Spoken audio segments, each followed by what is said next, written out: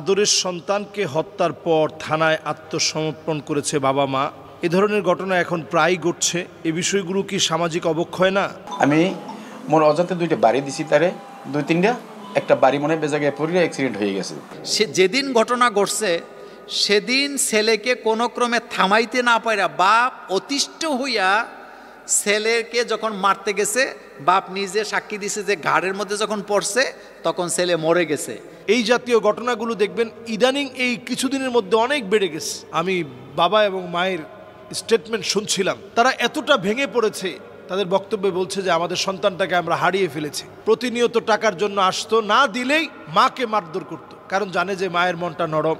সর্বশেষ 5,000 টাকার জন্য এসে না পেয়ে যখন মাকে মারধর করেছে, বাবার গায়ে হাত তুলেছে, তখন সহ্য করতে না পেরে তাকে আঘাত করা হয়েছে। সে আঘাতই সন্তানের মৃত্যু হয়েছে। এই জাতীয় ঘটনাগুলো দেখবেন ইদানিং এই কিছুদিনের মধ্যে অনেক বেড়ে গেছে, প্রায় সময় হচ্ছে। মাদকাসক্ত ড্রাগ এডিক্টেড একটা ছেলে এই সমাজের জন্য একটা বোঝা, আত্মীয় স্বজনের জন্য একটা বোঝা, এই সমাজ ধ্বংসের একটা কারণ। এই জন্য আমরা কাদের সাথে মিশতেছি, কাদের সঙ্গে আমরা বন্ধুত্ব ঘটছি। পিতামাতার দায়িত্ব হচ্ছে এটা দেখা। কাল থেকে পিতামাতার দায়িত্ব হচ্ছে ছোটবেলা থেকে এটা দেখা। ছোটবেলা থেকে যদি আমরা এটা না দেখি, হঠাৎ করে আপনি আপনার সন্তানকে ঘরের মধ্যে ফিরে পাবেন না। দুনিয়ার জীবনের যে আফসোস থাকে সন্তানটা ড্রাগ এডিক্টেড হওয়ার পরে, আল্লাহর কসম এই আফসোস আপনার আল্লাহর জান্নাতের সামনেও থাকবে যদি সেদিন আপনার সন্তানটা জান্নাতি না হয়। অসংখ্য মা বাপ সেদিন আল্লাহর সামনে কাঁদবে আর বলবে, আল্লাহ আজকে আমার ছেলেটা কোথায়? ওয়াল্লাযীনা আমানু ওয়াত্তাবাআতুহুম যুররিয়াতুহুম বিঈমান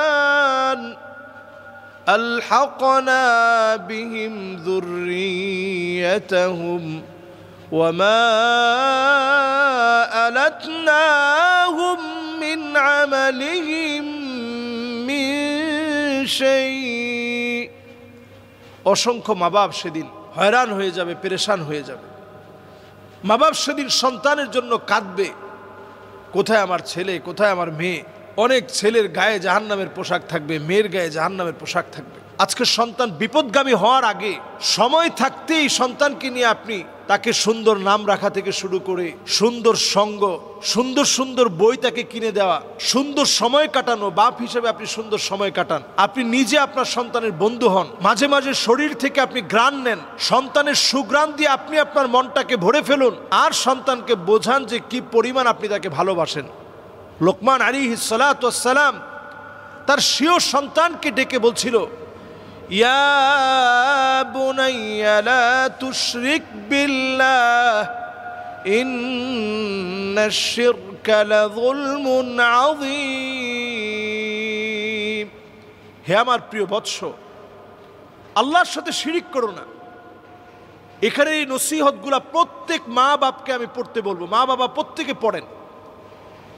কি চমৎকার নসিহা! ওয়ালা তুসাইর খাদ্দাকা লিন্নাস, মানুষের সামনে থেকে মুখটাকে তুমি ফিরায় নিও না। ওয়ালা তামশি ফিল আরদি মারহা, জমিনের মধ্যে অহংকার করে চলো না, দাম্ভিকতা দেখিয়ে তুমি চলবা না। এমন দামি দামি নসিহত লোকমান আলাইহিস সালাম করেছেন। সন্তানের উপরে এরকম খারাপ আচরণ প্রকাশ হওয়ার আগে এখন থেকেই সন্তানকে বোঝানোর চেষ্টা করেন। বাহিরে কার সাথে মিশছে আপনি বাপ সেটার খবর রাখেন। আল্লাহর কাছে প্রতিনিয়ত দোয়া করেন। আমরা এই রকম অনাকাঙ্ক্ষিত আর একটা সন্তানের মৃত্যু দেখতে চাই না। আমরা চাই পিতামাতা আদরের জায়গা, পিতামাতার কাছ থেকে সন্তান সুঘ্রাণ নিবে। পিতামাতা তো এমন মহব্বতের জায়গা, এই জায়গা যেন কোনোভাবে ধ্বংস হয়ে না যায়। সন্তানরা এমন আদব রক্ষা করে চলা উচিত। কোরআনুল কারীম বলছে সন্তান হিসেবে আপনার দায়িত্ব কি? وَقَضَى رَبُّكَ أَلَّا تَعْبُدُوا إِلَّا إِيَّاهُ وَبِالْوَالِدَيْنِ إِحْسَانًا إِمَّا يَبْلُغَنَّ عِندَكَ الْكِبَرَ أَحَدُهُمَا أَوْ كِلَاهُمَا فلا تقل لهما أف ولا تنهرهما وقل لهما قولا كريما। সন্তান হিসেবে আপনার দায়িত্ব হচ্ছে বার্ধক্যে উপনীত হওয়ার পরে শব্দ বলা যাবে না। আপনি সন্তান হিসাবে নম্র সুরে বিনয়ী আচরণে মাথা ঝুঁকিয়ে বাপ মার সামনে চলেন। তা আমাদের সন্তানরা এখন এমন হয়ে যাচ্ছে, মোবাইল দেখে অনেক অ্যাগ্রেসিভ হয়ে যাচ্ছে। মোবাইলের ভিতরে লিমিটেশন রেখে সন্তানদেরকে মোবাইল দেখান। কাহাব গার্ড নামে একটা প্লে স্টোরে গেলে আপনারা দেখবেন ডাউনলোড করা একেবারে সহজ। ওটা ডাউনলোড করে আপনাদের সন্তানের মোবাইল চালানোটাকে আপনি একেবারে তার জন্য ওপেন করে দিয়েন না।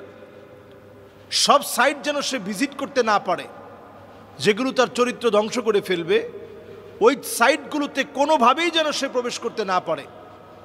এজন্য ছোটোবেলা থেকেই এই বিষয়গুলো যদি আমরা নিয়ন্ত্রণে রাখি, সন্তানের প্রাইভেসির নামে ঘরের ভিতরে সন্তান এখন বয়স মাত্র 12 বছর, ওর ডোরটাকে লক করে, দরজা লক করে ভিতরে সে প্রাইভেসি মেনটেন করবে, এই প্রাইভেসি শরীয়ত দেয় নাই। সন্তান বিয়ে করার আগ পর্যন্ত যে কোনো মুহূর্তে আপনি তার ঘরে আপনি প্রবেশ করতে পারবেন, এই অথরিটি মা বাবার থাকা দরকার। কখন সন্তান নেশা করতেছে, কখন বাজে মুভি দেখতেছে, কখন বাজে ছবি দেখতেছে, কখন খারাপ গেমস খেলতেছে, এই সব যেন মা বাপ হিসেবে আপনি নিয়ন্ত্রণ করতে পারেন। এবং বলবো, মা বাবা দুইজনের একজন একেবারে সন্তানের বন্ধু হয়ে যাবে। আবার দুইজনে যদি বন্ধু হতে যান, অনেক সময় দেখা যাবে শাসন করা যাবে না। মা বাবার একজন শাসন করবে, একজন বন্ধুত্ব সুলভ আচরণ করবে।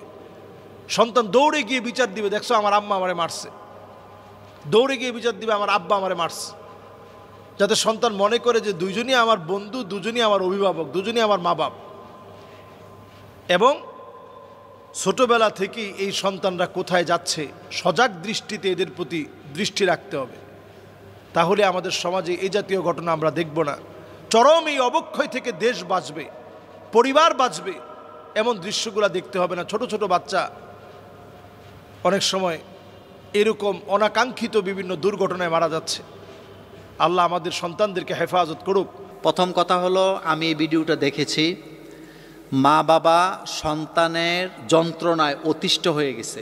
অর্থাৎ মা কিন্তু সাক্ষী দিতেছিলেন যে আমি, আমার স্বামী যখন গড়ে থাকতো না, আমি ছেলের বয়েতে বাসায়ও থাকতে পারতাম না, আমি বাইরে আরেকটা বাসায় যে অবস্থান করতাম। তো তারা জীবনে অনেক মাইর খাইছে সন্তানের হাতে। ছেলে নেশাখোর ছিল, একটু পরে পরে এসে টাকা পয়সা কি চাইতেন, মা বাপের উপর অত্যাচার করতেন। যেদিন ঘটনা ঘটছে সেদিন নাকি এই এডিক্টেড ছেলে, সে মা বাপের কাছে 5,000 টাকা চাইছে। বাপ কোনো ক্রমেই তাকে থামাইতে পারতেছিল না। এবং বাবা মা দুইজনই থানাতে সাক্ষী দিছে, ওই ছেলের গায়ে প্রচণ্ড কী ছিল, শক্তি ছিল, যার কারণে তারা বয়সের কারণে ছেলের সাথে কুলাইয়া উঠতে পারতেন না। সে যেদিন ঘটনা ঘটছে সেদিন ছেলেকে কোনো ক্রমে থামাইতে না পারা বাপ অতিষ্ঠ হইয়া ছেলেকে যখন মারতে গেছে, বাপ নিজে সাক্ষী দিছে যে ঘাড়ের মধ্যে যখন পড়ছে তখন ছেলে মরে গেছে। এরপরে বাপ মা থানার মধ্যে এসে নিজেরাই কি হাজির হয়েছেন। দেখেন, এখানে দুইটা বিষয়। প্রথম কথা হলো, সন্তানগুলো আমাদের যাতে খারাপ হয়ে না যায়, এদিকে ছোটকাল থেকে আমাদের নজর রাখা কি উচিত। ছেলেটা কার সাথে মিশে, রাতের বেলা কোথায় যায়, তার বন্ধু বান্ধবরা কি কোয়ালিটির।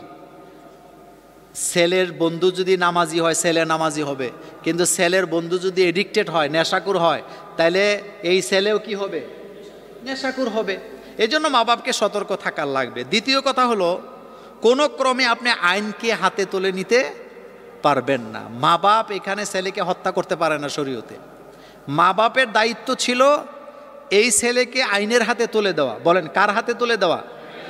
আর রাষ্ট্রের দায়িত্ব হলো কোনো এডিক্টেড ব্যক্তিকে যখন পাবে তাকে সেখানে নিয়ে তালিম, তারবিয়ত, কোরআন হাদিসের দেওয়া, তাইলে সে আস্তে আস্তে ভালো হবে।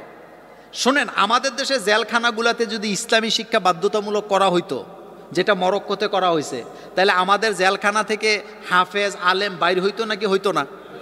সেম কন্ডিশনে যেই জায়গায় নেশাখুরদেরকে রাখা হয়, অনেক সময় ওই জায়গায়ও নেশা সাপ্লাই দেয়, বা যারা এই ক্যাম্পগুলো করে তারা নিজেরাও নাকি এর সাথে জড়াইয়া যায়। এরকমের ঘটনাও আমাদের সামনে আছে নাকি নাই? আচ্ছা, সেজন্য মা বাপ ছেলেকে হত্যা করতে পারে না। যেহেতু তারা হত্যা করছেন, রাষ্ট্রীয় আইনে তাদের বিচার হবে। কিন্তু মা বাপ কতটা অসহায় হইয়া সন্তানকে হত্যা করছে, বা বাপ কিন্তু সাক্ষী দিছে যে আমি হত্যার উদ্দেশ্যে তারে কি করি নাই, আঘাত করিনি, আমি মূলত তাকে থামাইতে চাইছি।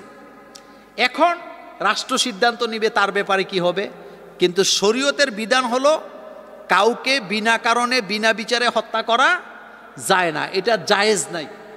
এটা কি নাই? জায়েজ নাই। বিচারের মাধ্যমে তার যা হবে হবে। সুতরাং এই মা বাপ, আর বাংলাদেশের আইনে যা হওয়ার তাই হবে। আরেকটা হলো বাংলাদেশের আইনে আপনারা জানেন যে কেউ যদি কাউকে হত্যা করার পরে যদি স্বীকার করে যে আমি এই পরিস্থিতির কারণে আমি হত্যা করছি, তাইলে তার ফাঁসিও কি হয় না, তার জেল হয় বড় জোর। তো জানি না মা বাপের কি হবে, কিন্তু মা বাপ এখানে মূলত দায় এড়াতে পারেন না এই কারণে যে তারা হত্যা করতে পারেন না, যেহেতু মরে গেছে, হত্যা তো হইছে, এখন বিচার প্রচলিত আইনেই হবে। তারপরেও আমরা দোয়া করি আল্লাহ পাক যেন এই ধরনের সন্তান কোনো মা বাপের ঘরে, কোনো পরিবারে যেন না দেয়।